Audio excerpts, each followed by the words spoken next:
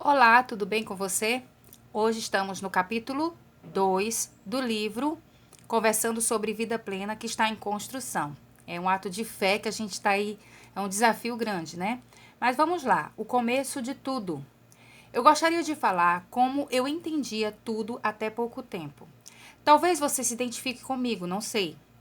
Não é que alguém me ensinou assim, é que diante de tudo que eu havia aprendido até certo ponto, me levava a algumas conclusões da minha cabeça mesmo. Temos um mundo visível que eu acredito que foi criado por Deus. Ainda que ele esteja passando por uma transformação, por uma evolução, eu creio que o seu início foi quando Deus disse: haja luz e houve luz. Sinceramente, precisa ter muito mais fé para acreditar que o mundo é fruto de uma explosão do que para acreditar que ele foi criado por um ser incriado chamado Deus. Há uns 2 anos, meu esposo, Cosmo Fernando dos Santos, que é pastor, fez um estudo sobre quem é quem no cosmo. Ele abordou sobre Deus, o homem, anjos, demônios, Jesus e o Espírito Santo. Pude entender que não vivemos uma luta de igual para igual. Jamais Satanás chegará aos pés de Deus. Satanás é um ser criado por Deus e minúsculo diante do poder divino.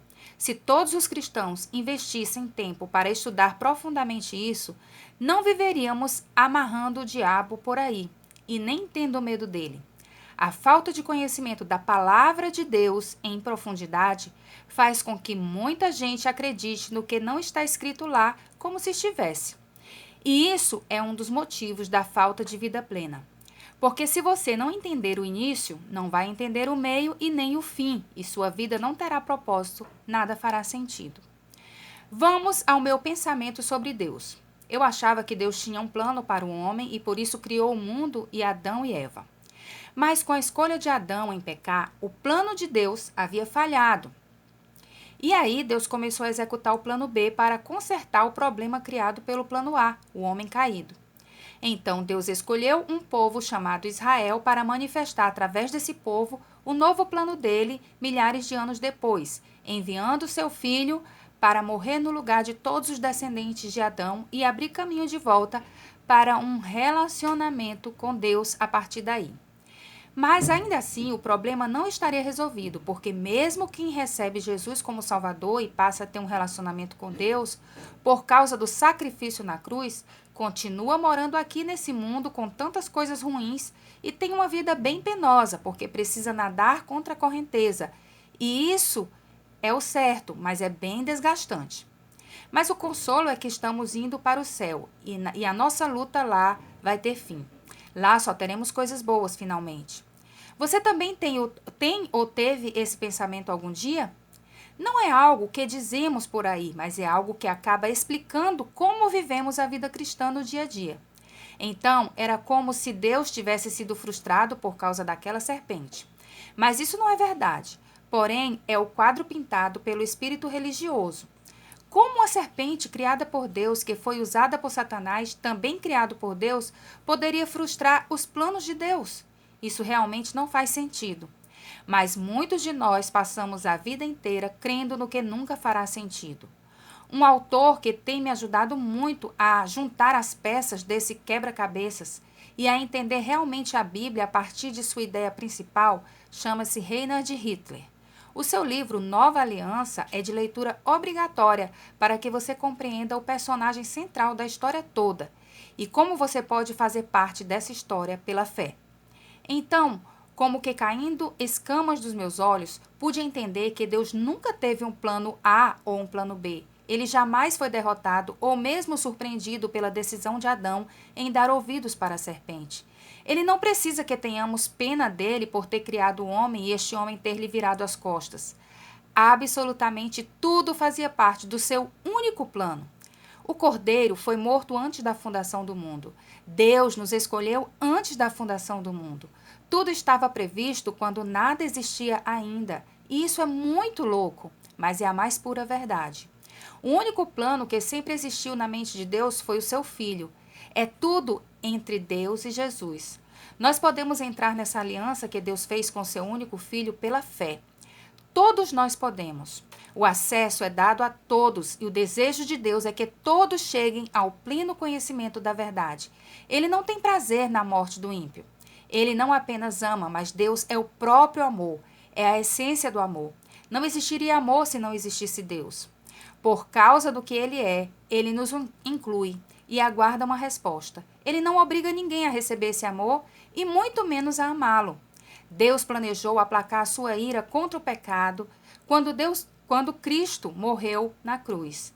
Deus está tão satisfeito com seu filho que ele não precisa ser amado ou aceito por mais ninguém. O plano dele deu super certo. Deus fez tudo o que viu o Pai fazer, tudo o que ouviu do Pai. Foi uma obediência incrível. E é um relacionamento incrível. Eles se bastam eternamente. Mas Deus resolveu nos amar e a senha para acessá-lo e passar a sentir e viver esse amor é aceitar pela fé esse amor que foi derramado na cruz. É tão simples quanto profundo, mas a religião é que complica tudo, que coloca uma série de obstáculos, que ao invés de ensinar o amor incondicional de Deus, prega um Deus mau que está nos olhando 24 horas e pronto para nos punir quando erramos. Um Deus que só ama os obedientes. Isso não é verdade, mas o que a maioria dos cristãos acredita a vida inteira. Por isso não consegue expressar ao mundo a vida plena. Quando eu entendo o amor de Deus por mim e o recebo, não significa que eu estou vivendo um evangelho homocêntrico, mas que entendo a aceitação da minha vida por causa de Cristo. Tudo é por Ele, para Ele. Então, a compreensão desse amor não implica em me tornar o centro das atenções, mas em saber que por causa do Filho amado de Deus, eu me tornei preciosa, valiosa. Deus não mataria seu filho para que eu continuasse perdida e sem vida abundante. Quando Cristo morreu e quando a morte foi tragada pela vitória, coisas incríveis aconteceram que abalou a eternidade para sempre. Tudo o que precisamos está em Cristo. E a partir do momento que entrego-me a Ele, Deus não me vê mais. Deus vê apenas Cristo em mim. E é isso que muda a maneira como Ele me enxerga e deveria mudar a maneira como eu vivo. Porque por causa de Cristo, Deus me diz, está tudo bem agora. Você me satisfaz, porque Cristo me satisfaz. Somos vistos por Deus através de Cristo, entende? Não há nada que façamos de bom que Ele nos ame mais, e não há nada que façamos de ruim que Ele nos ame menos. Ele nos ama, porque estamos em seu Filho. Os méritos são completamente de Cristo, e nunca serei boa o suficiente. Isso me faz parar de cultivar uma vida de esforços próprios, de justiça própria. Nesse sentido, é muito importante você entender a nova aliança, para não pautar a sua vida no cumprimento da lei mosaica, não viver como se Cristo ainda não tivesse vindo. Quantos cristãos ainda vivem baseados no Antigo Testamento? A carta aos Gálatas foi para ensinar os cristãos da época que se eles agora vivem debaixo de uma aliança superior, da nova aliança, não podem ao mesmo tempo viver e cumprir os votos da antiga aliança. Hebreus fala muito sobre como a aliança feita com o sangue de Cristo substitui e é suficiente agora. Quando não entendemos o que Cristo disse na cruz, está consumado, achamos que ainda temos que fazer um monte de coisas e não cabe na nossa cabeça que Cristo fez tudo. O que nos resta é entrar nessa aliança pela fé e desfrutar do Pai, da comunhão do Pai que nos aceita porque vê em cada um de nós o seu Filho. Essa é uma verdade que, pela fé, também precisamos nos adaptar a ela. Mas não é algo desconfortável, é algo que envolve um relacionamento, o maior e melhor de todos, que merece a primazia. Eu não passo a me esforçar para viver uma vida de santidade para ser aceita. Eu vivo essa vida de santidade porque já fui aceita, e os méritos não são meus. Muitas pessoas dizem que não acreditam em Deus, pois se ele existisse, o mundo não estaria assim como está. Outros dizem que Deus é irresponsável, que criou a humanidade e alargou a própria sorte. Mas isso não é verdade. Tudo de ruim que acontece no mundo é responsabilidade do próprio homem. Salmo 115:16 diz que os céus são os céus do Senhor, mas a terra deu a ele aos homens, aos filhos dos homens. A terra cabe a nós administrarmos e assumirmos as nossas responsabilidades. Eu sempre achei que um dos maiores equívocos é cobrar de Deus o que nós devemos fazer e nós querermos fazer o que cabe somente a Deus. Precisamos reconhecer nossa parcela de culpa, nos corrigirmos enquanto habitantes dessa terra e parar de culpar a Deus por tudo. Sobre Deus largar o mundo ao relento também não é verdade. Ele deixou a sua palavra, que é o manual do fabricante. Quem não lê, não medita, não aplica, jamais terá um bom funcionamento. Isso não é culpa do Criador, mas do homem que não seguiu o manual de quem lhe criou. Outro detalhe que foi um tanto quanto impactante descobrir é que Deus não tem o controle de tudo. Deus é soberano e ele jamais será surpreendido, pois ele sabe todas as coisas. Mas isso não significa que ele tem o controle. A primeira vez que eu ouvi alguém dizer isso, eu fiquei muito chocada e até decepcionada com quem falou. Eu fiquei pensando assim: espero que esse homem tenha bons argumentos para aquilo que ele está falando. Acho que você deve estar pensando a mesma coisa sobre mim agora. Mas dedique-se a entender a aplicação dessa frase e perceba que ela faz mais mal do que bem. Somos rápidos em dizê-la, seja em qual for a situação, boa ou ruim. E ela tem um ar de espiritualidade que impressiona, mas não faz sentido, pois acaba desenhando um Deus que pode ser mau e Deus nunca é mau. Um exemplo é dizer para uma criança que acabou de ser estuprada que Deus está no controle de tudo. O que você acha que essa criança vai pensar sobre Deus? Que ele quis essa tragédia? Que ele poderia tê-la evitado e não o fez? E por fim, que Deus é mau? Não é por acaso que muitos têm aversão a Deus, mas na verdade é uma aversão ao Deus que a religião prega com seus clichês, suas frases de efeito que acabam gerando um resultado contrário. Quando eu ouvi essa frase chocante, eu lembrei de uma amiga minha que perdeu a mãe para o câncer quando essa amiga tinha apenas 15 anos. Ela foi na missa de sétimo dia e o padre falou que Deus é soberano.